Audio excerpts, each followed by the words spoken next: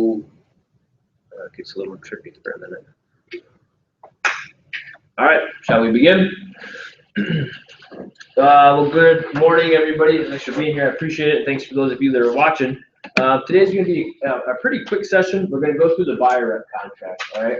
Obviously, not the most sexy contract, but probably one of the most important and valuable ones. You can get really good at getting people to sign up with you and commit to working with you much earlier in the process than some people, typically do when they're running their real estate businesses. So I'm going to spend a little bit of time telling you how I work up to the buyer contract with people, and then we'll actually look at the contract together and work our way through it. And I actually have a contract that Carly and I have used with some clients that I pulled out of dotloop. So we'll look at an actual contract that we've used with clients before. So first and foremost, before I was with Keldon Williams, I was with Edina Realty, and over there, they never really pushed or trained me to get a buyer rep contract signed almost immediately before you even start looking at properties, right? Just something we didn't do. I'd go out, I'd help people, we'd find the property, we'd put together a PA, and one of the things we would do when we were doing the PA is we'd fill out the buyer rep contract, right?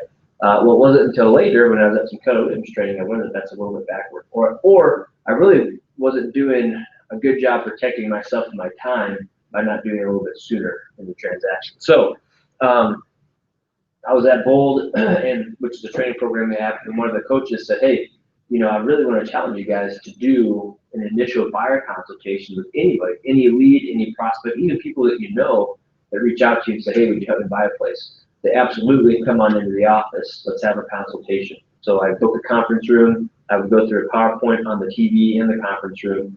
And basically, it was just kind of educating them about the steps to buying a home, what that process would look like, and setting expectations. And after that consultation, I would naturally transition into doing agency and buyer rep contract at that point. So before we even started looking at homes, before I started investing a ton of time into that relationship, they're already committing to work with me, which is huge. And I have yet to have anybody tell me no, because I was one of those people. I was like, oh my God, that's the craziest thing I've ever heard anybody say in my life. How do you expect me to get complete strangers to sign up and work, to sign a contract with me on day one? Well, that just goes to show that was my mindset. As soon as I started doing it, it worked very well. Yes, sir. Two questions. Yeah. Well, one comment, one question to follow. I was that guy that would be like, no. Right, absolutely. So how did you get around, and by first contact, do you mean like, hi, my name is Nick, I work in real estate. We should definitely check some house out a little further in the conversation, and then do you just slip in the close to do this? I'll tell you exactly how I do it. I'd love to get this. Yeah, I'll tell you exactly how I do it, and then I think are all you guys taking Ignite?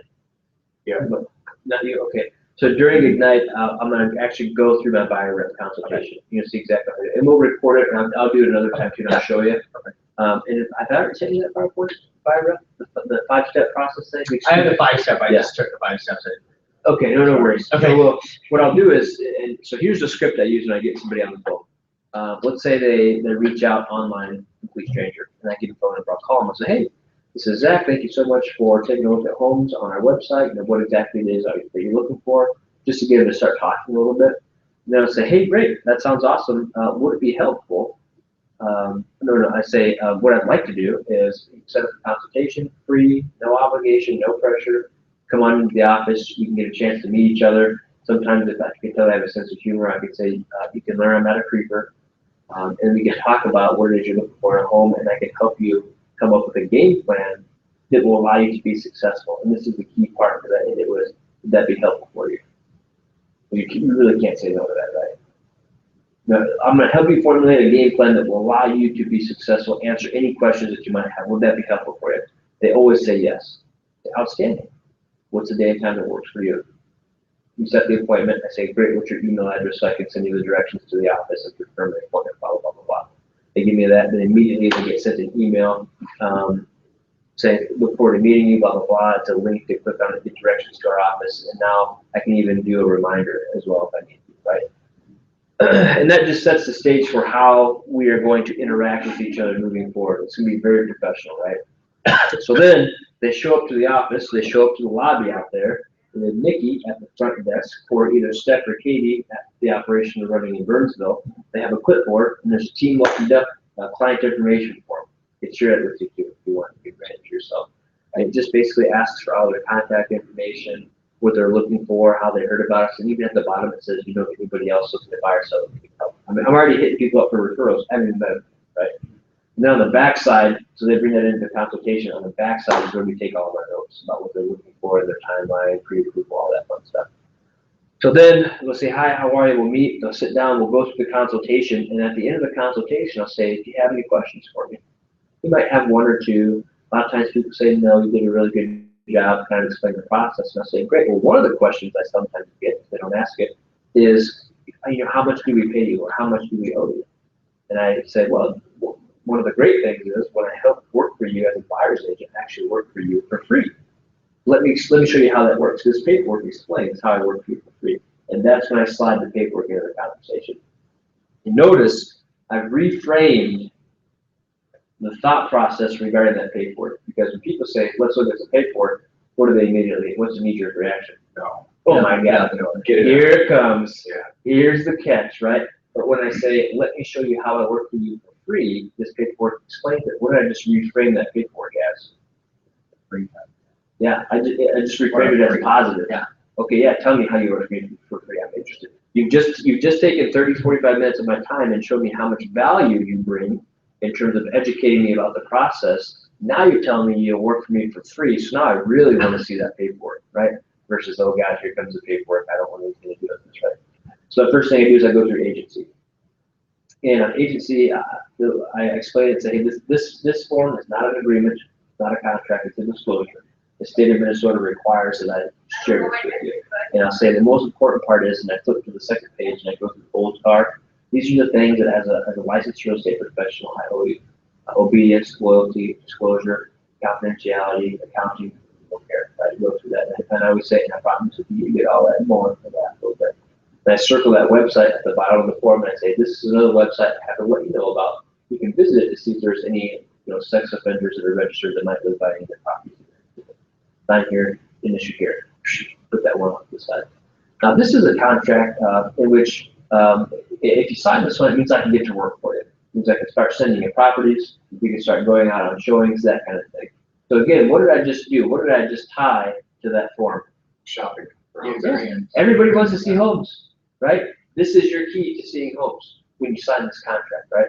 And I say, in order for me to get to work for you, people want you to work, I want you to start sending me properties and all this stuff. So yeah, okay, in order for me to get to work for you, schedule showings, get you out on properties and start sending you stuff. This is a form that allows me to do that for you, right?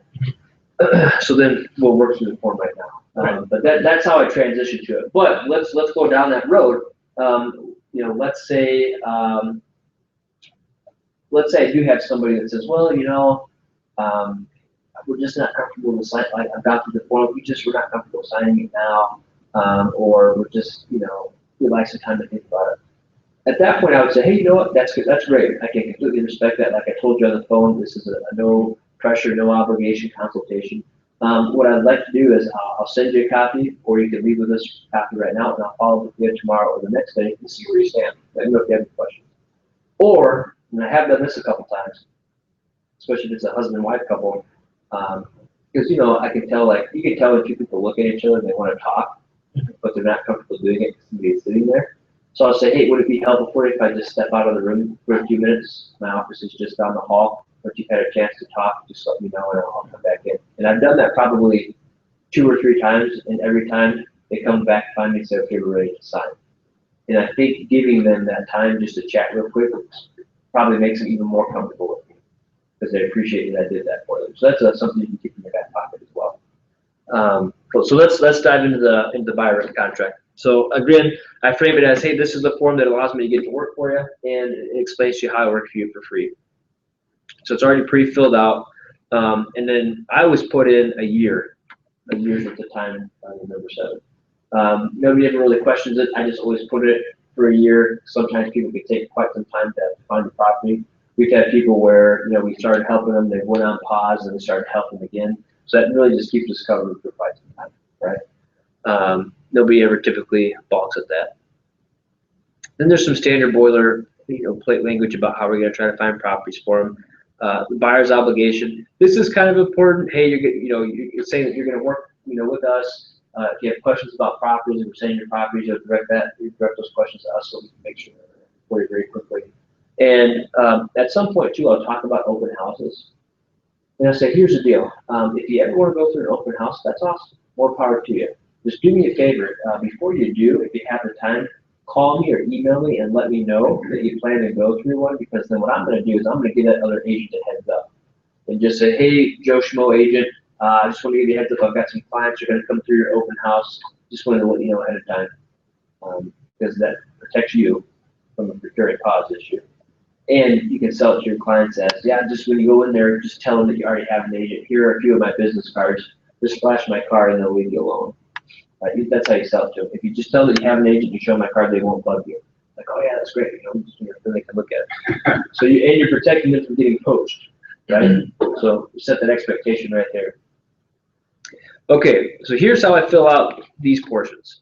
I stack this in their favor to make it as easy as possible for them to agree with me, to work with me. All right. So I put zeros here. I say I don't charge a retainer fee. I'm not looking to become Donald Trump, especially right now. I laugh a little bit. I say I get compensated whatever's advertised on the invoice. Okay. And my compensation comes from the seller. It does not come from you. And sometimes if I get a little bit hung up on that, I'll say I know that seems very strange that the seller is compensating me, but here's why. The seller is actually, yes, paying me to negotiate the price down, to negotiate for you, because they know we're bringing a qualified, good, reliable buyer to the transaction, and then we're going to help see it through to a successful closing, right? So that usually alleviates any concern or questions they have with that. Yes, ma'am. Sorry. No worries. So that's how I address that. Yes. We are. Yeah. Okay. Yeah. In the middle of everything then. No worries. And then I also put a zero down here. So in the Burnsville office, our BAC is $399, not $350 like it is here.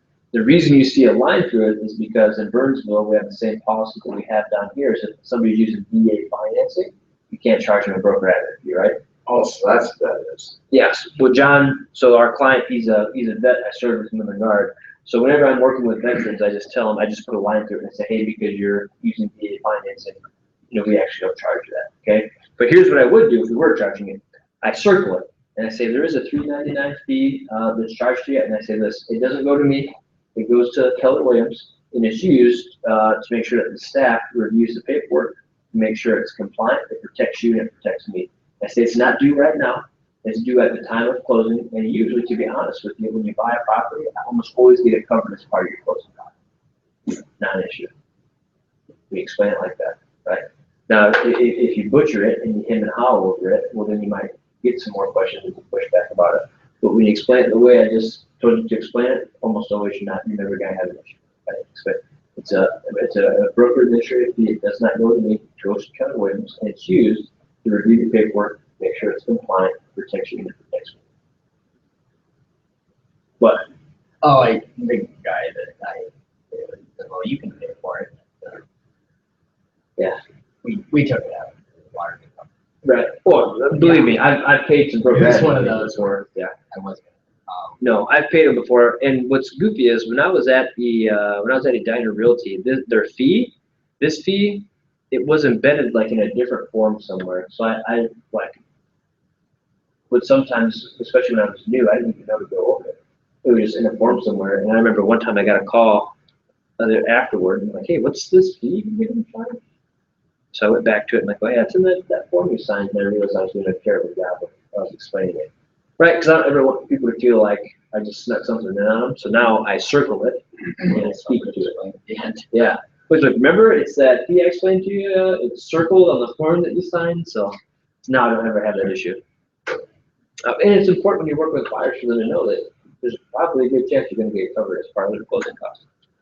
And then always down here, I'm always checking shall. Hey, any compensation I receive from the seller reduces any obligation you have to me, which is again none, because I've stacked this in your favor. It's all zeros. And a lot of times too, when I'm explaining the time frame of the contract, I'll let them know. I'll say, here's the deal. At any point in time, if you're unhappy with me or the team and the service we're providing you, you can cancel the contract. No questions asked. Just let us know. I said, I'm not going to force you to work with us if you choose not to anymore. That's just how it works for everybody. Right?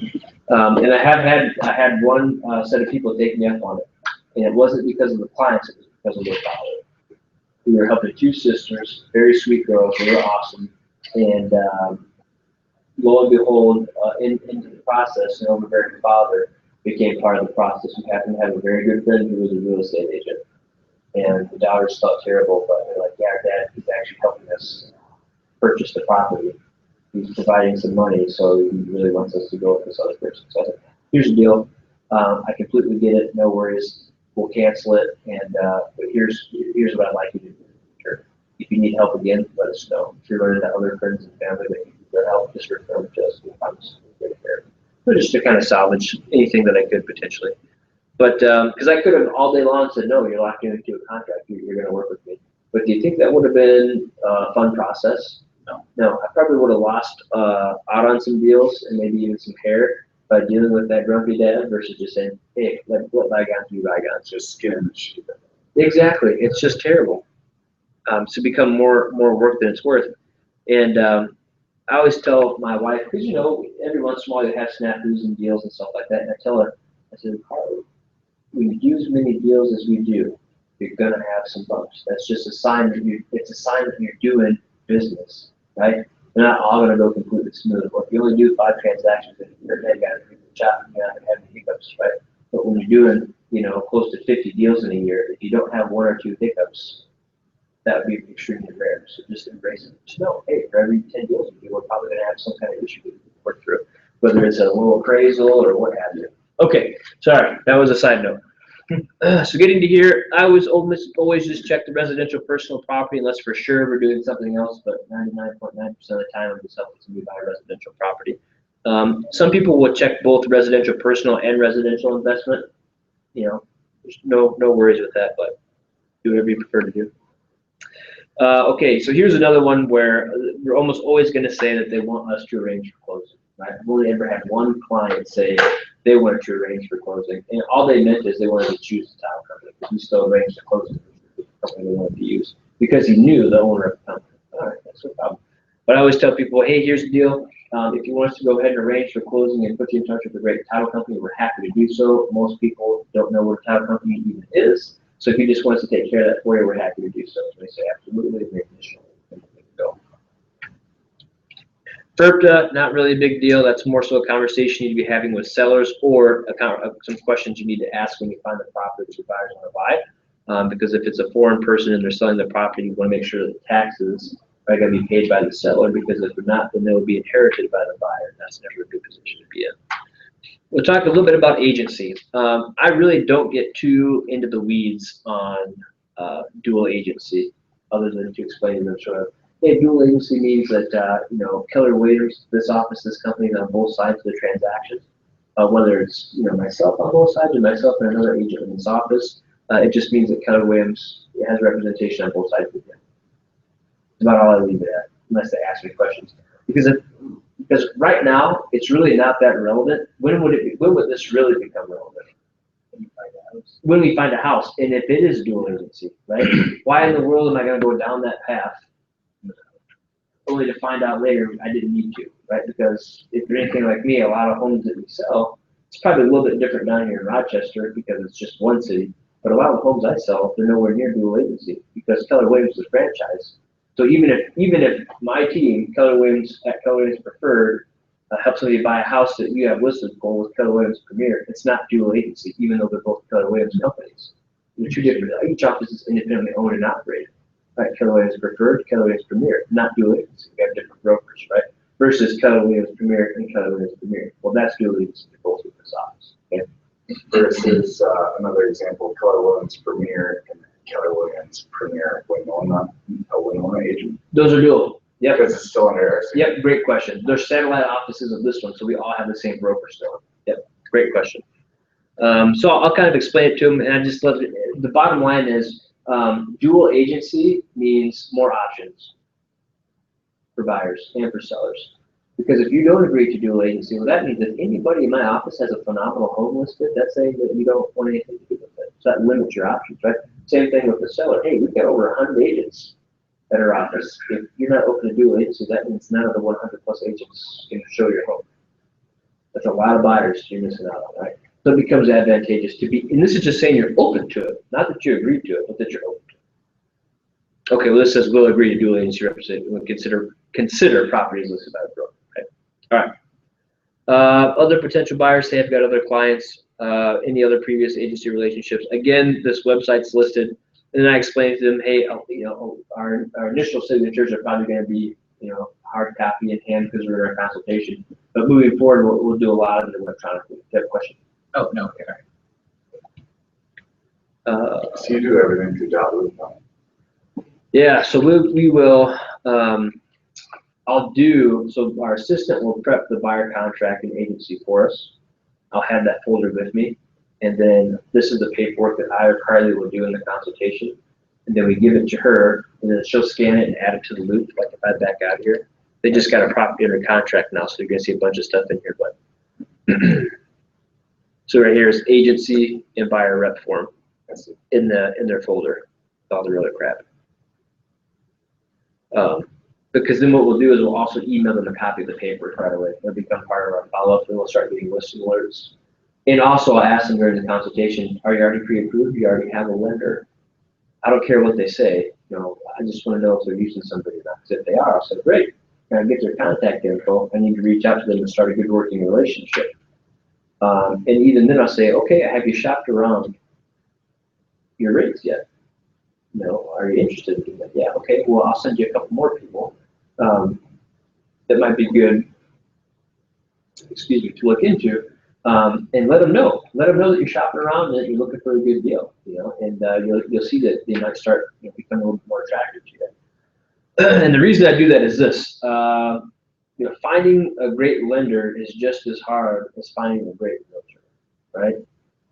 There's a lot of lenders out there, there's a lot of agents out there, but the ones that are really good at what they do, there are fewer, right? So if I don't know the lender that they bring up, or for some reason if it's a company I've maybe had a bad experience with before, I'm a little leery of, that's when I say, well, maybe you should consider interviewing a couple more, right? Not saying you have to use them or that you should use them. I'm saying, hey, just interview them, let them know that you're shopping around, and then I'll let them make that decision as to who they want to use. But the people I recommend are going to be people that I know from my experience do a phenomenal job, that have a lot of confidence in it. They're going to take great care of the client and close on it successfully.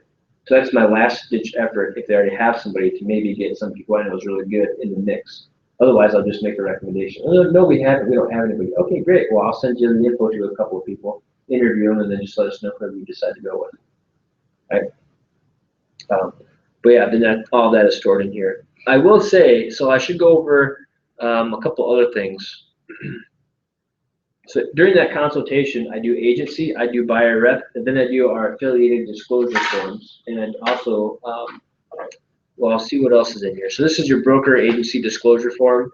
It talks about multiple offers. There's a portion for buyers down here. This is a little bit different from the ones we have down here at Premier, but we have a similar one. We touch on multiple offers, and basically we tell buyers up front, hey, the market's very competitive right now. There's a good likelihood you'll find yourself in a multiple offer situation. So I want to explain to you how that works, okay? The sellers do not have to divulge or disclose if they have multiple offers on their property. Now, here's what I'll tell you. They almost always will, because it's in their best interest to do so, right? If there's multiple offers, well, it's usually going to drive up the price of people for that. But I will tell you this. Over the weekend, Carly showed her property. We had some clients ride on it. And on Monday, we submitted the offer on Sunday. And on Monday, we got an email back from the agent saying, hey, they decided to work with another offer. We were like, dude, you didn't even tell us there was another offer, right? But do they have to? They don't. It's crappy. It sucks. You probably didn't, in my humble opinion, if you're truly representing your sellers to the best of your ability, you would probably share that information. I know for a fact, we would have increased and made a more attractive offer, right? So if your fiduciary duty is to do the best you can for your seller, but you chose not to disclose that for whatever reason, maybe he knows the other agent, maybe it's his clients, who knows, right? But had you disclosed that, you probably would have got even better terms for your seller, right? So, but this is letting buyers know up front. So when that goofiness does happen, I can say, hey, remember during our consultation, I told you that the sellers don't have to disclose multiple offers. So this is one of the rare instances in which, for whatever reason, they chose not to. Right? Our clients are cool. They said, no problem. We're going to keep moving on forward. And there's some other things in here like closing date, final walkthroughs, things of that nature, and then we have them sign off and date that as well. And a lot of those are touched on during our consultation when we're talking about the steps to buying home. This one I know we definitely have here as well. It's affiliated business disclosure. This one looks a little bit different though because the two companies we have affiliation with in Burnsville are Minnesota Title and Marketplace Home Mortgage. Down here, I think it's only a partner's title form. So basically, I summarize it as saying this: hey, this is a form we have to go over with you. This disclosures that our office here kind of has a little bit of a partnership with a title company called Partners Title. You don't have to pick them. You don't have to use them, but you certainly can. They're a great company. We just have to let you know that we have an affiliation with them. It's really that easy. Questions for me? The one previously that you were talking about, all right, well, I guess I got two forms here that are. Yeah, what do you got? All right, the disclosure statement, compensation disclosure to the buyer. Yes. Yep. That's straightforward, obviously. Yeah. But Well, then- let's pause right there for a minute, Sean, because that's a good form. So here's what I'll tell you about that. So right now, if you're watching this, we're talking about the disclosure statement, compensation disclosure to buyer or tenant. And this is a form I do not go over with my clients during the initial buyer consultation, but I do go over what my compensation will likely be. So if you look at line 28 on the buyer rep contract, in here I put per MLS. Another thing you could do is you could put a range. You could put 2 to 3%, right? I always just put per MLS because it varies so much. I don't know if I'm gonna have a cheapskate that's trying to just pay out 2 or 2.5. And the going rate between cities, by the way, for buyer agents is 2.7. Rochester is 3, right? In a lot of cases. So if I keep per MLS, well, that keeps me open to whatever that is. And then what I do is when we actually find the property that they write an offer on, when we're doing the purchase agreement, that's when I introduce the disclosure statement compensation, because now I know specifically what my compensation is going to be. So from the seller or the owner, I'll check and put in that 2.7%, and then down here, I also check this and I put in 350 From the buyer. Yeah, That broker. exactly. So that's something that has to get disclosed again as well, and that's why I bring it up right at the very beginning, because I'm gonna have to go over this form again in the second, right? So say here's the 3%. Again, that's what comes from the seller, doesn't come from you. And then here's that 350 we talked about in the consultation, blah blah blah blah, and then you have them sign it. Gotcha. All right. No, thanks for bringing that up. So that doesn't even necessarily have to be in the preliminary. Because that's property specific. Okay. Yep. Gotcha. So then the Keller Williams Premier disclosure form for buyers, that's different than the one you were just talking about. Yeah, it's different, but it's kind of similar. So notice to buyers, we're a licensed real estate brokerage engaged in the practice of real estate marketing, not experts in any other field. So this is basically saying, hey, I can't give you tax advice. I can't give you legal advice. So the only one I'm missing from my folder here is the affiliated businesses. Yeah, that's when you, and if you go into incident forms, it should be in there or not. Yeah, usually you had it. I don't just don't know why.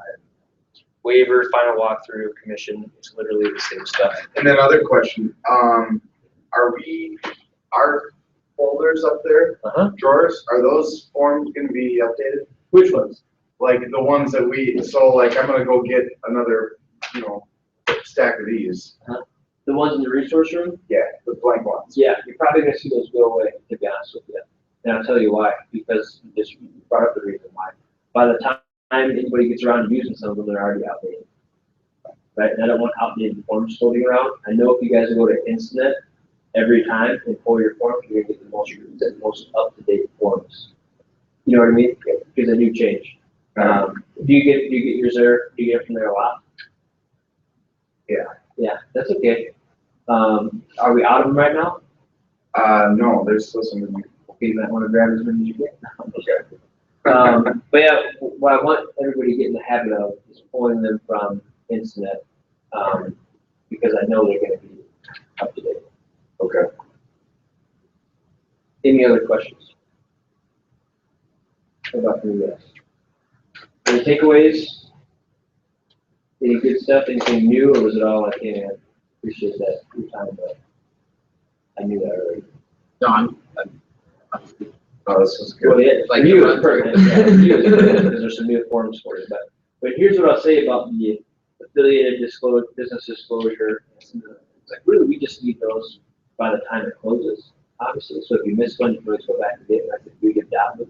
There's been plenty of times where like, hey, guys, sorry, this one got missed. You know, could you just please click the sign? I get an electronic signature. Let me know if you have any questions about the form that you. But what I've systematized it so that we don't miss them anymore. During the consultation, we knock them all out. Agency, buyer rep agreement, affiliated disclosures, and then the additional disclosures, and then the affiliated business disclosure. Because Sean, what's another one? Well, maybe you guys don't have it down here. Do you guys have a buyer hold harmless? Okay, because that's another one that I typically do up there once we find a property that's elected. So don't even worry about that one. You should be good. If you do your buyer rep consultation like this, then all you have to worry about is your PA, financing, minimum closing costs, all that fun stuff, plus the compensation disclosure. But remember, none of this paperwork gets sent to the listing agent when you make an offer. Sometimes out, sometimes in there. But if you go to Dotloop and you sit down some classes, they'll show you how you can split documents and all that fun stuff just to send the PA and none of the internal paperwork that you. Anything else? I guess, can you talk about a little bit, what was I gonna say? So like when I'm telling people that we gotta have this paperwork signed, I mean, if they're just real uneasy, like one of the things I came up with to say, like, I tell them, you know, in order for me to leverage information for you, like I do from other agents and sellers, I need to technically be hired by you first. And we can do that by signing. I think that's fair. I think you say. I like the way that I phrase it to say in order to get to work, we have to start sending you homes and providing you with all this information. I need to be working for you on your behalf. And sometimes you can say, if they want to get real technical, say, well, here's the deal.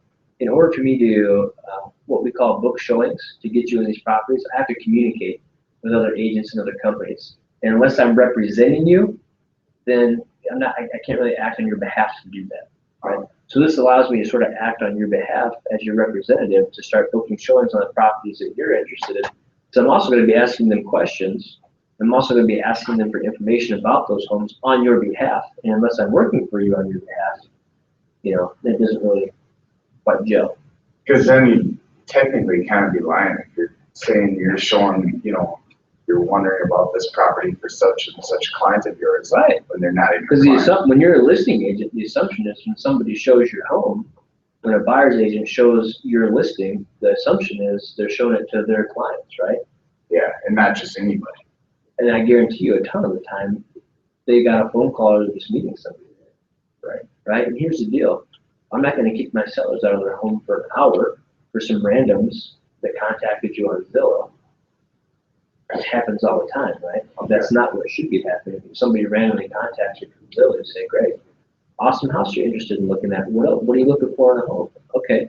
What's your timeline? Awesome. Well, yeah, okay. So here's what I'd like to do. Why don't you come into my office? Let's have a consultation. I'll help you set up a game plan that'll be extremely successful for you.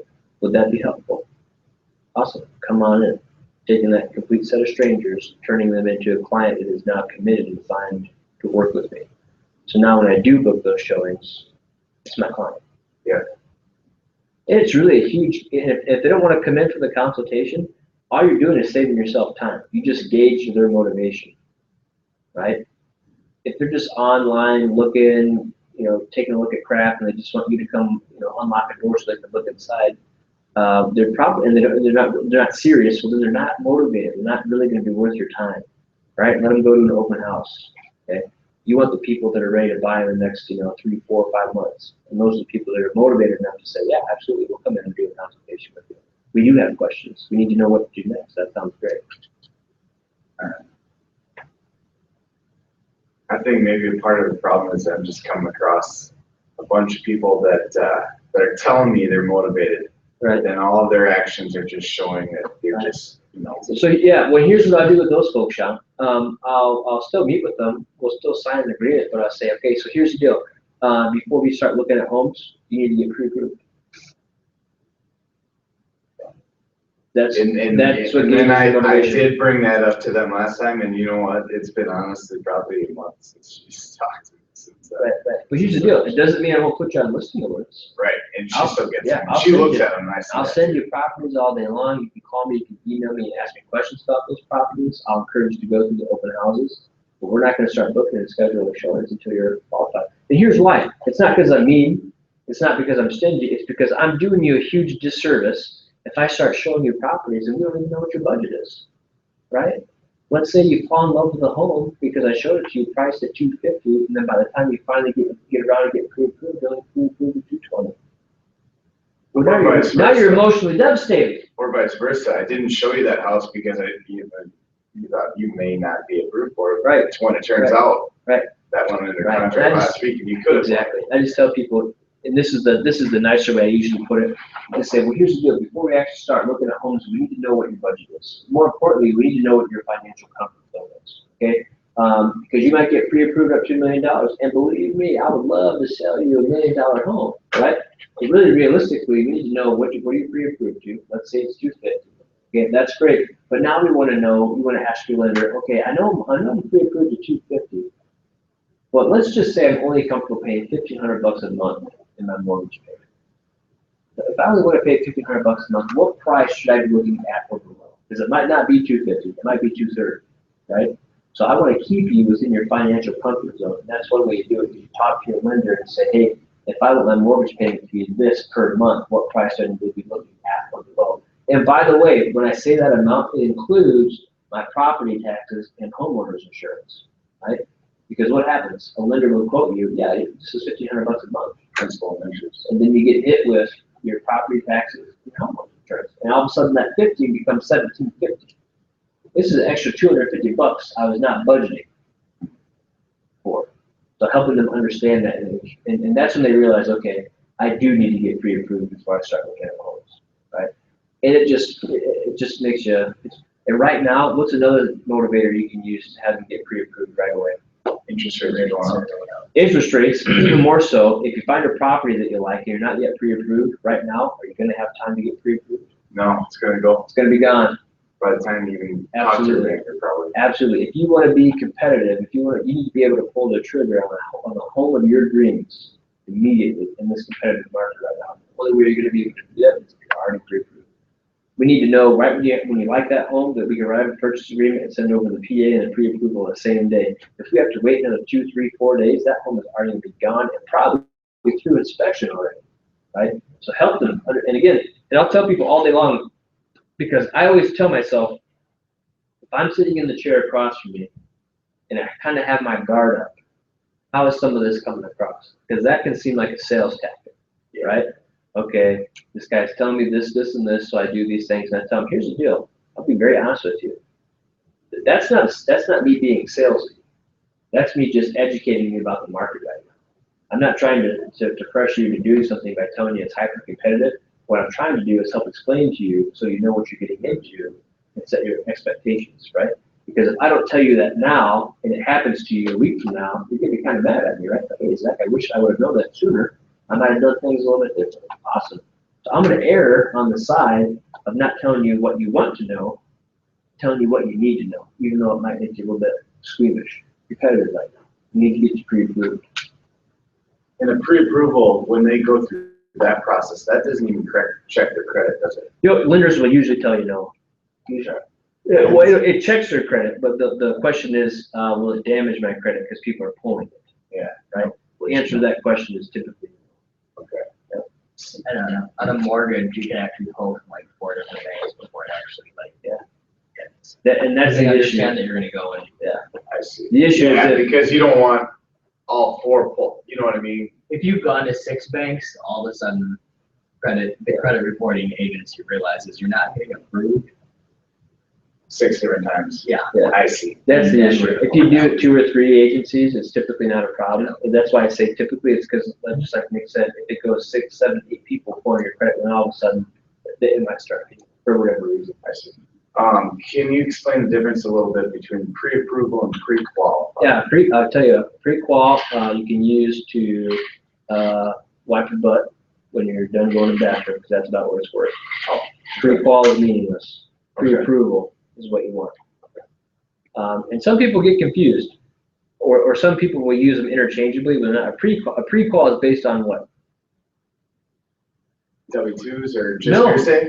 exactly. A pre-qual is based on what the buyer's telling you about themselves. Hey, I I make make this this much, much. I have this much in debt. Well, great, dude, that's cool, but a pre-approval means I verified all of it. Pre-approval means the lender got a copy of the W-2, got a copy of X, Y, and Z, and they've gone and verified, they've pulled credit scores and all that jazz, and said, yep, this person is pre-approved. It's not just a soft pre-qual, everything sounds good. It's actual true pre-approval, these people are good. And so, but here's the deal, even your pre-approvals are gonna carry different weight depending upon the lender. Because some lenders will even send it through underwriting a little bit beforehand. So they'll say, hey, they're pre-approved, we've done so much due diligence on the front end, we're extremely confident. Whereas other places will say, hey, yeah, we have a copy of everything. They might not have run it through underwriting yet, so there still might be an issue or two that pops up.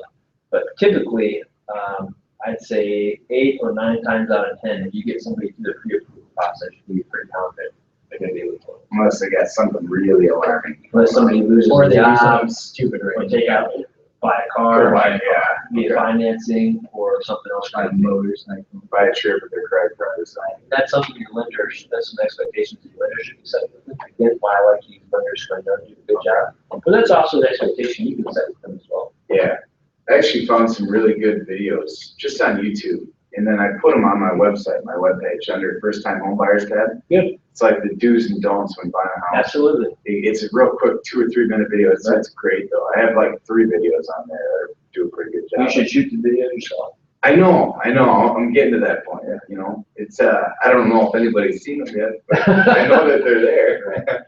So, But part of what I do in the actual buyer consultation part too is I set the expectations about the upfront costs to buying the home.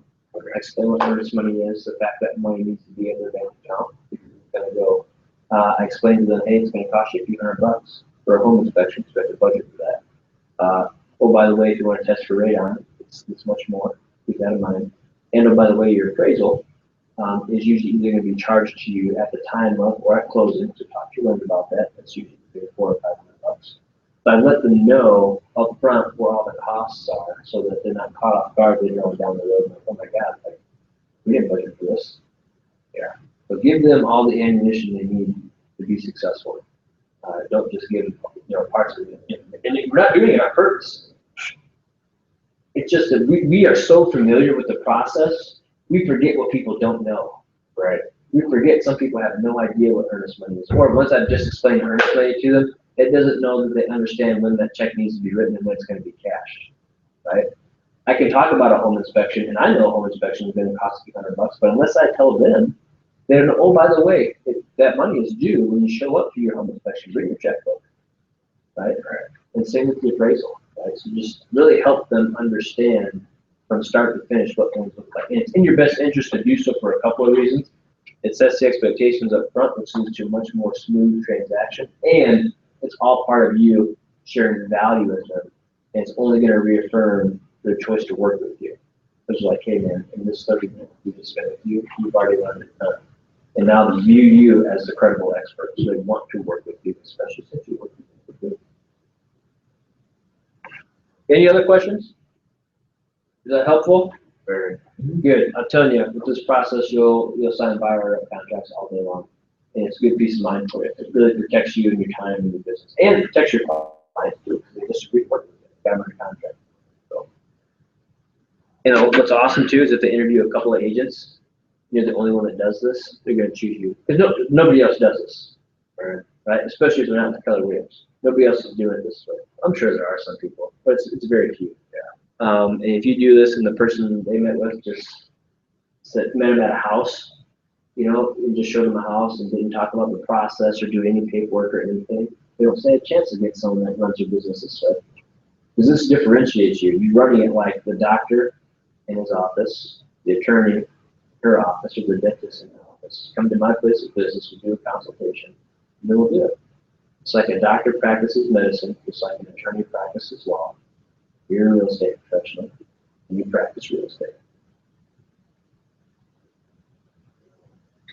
All right, I'll get off my soapbox. Nice. Anything else, fellas? No idea. All right. Thank you.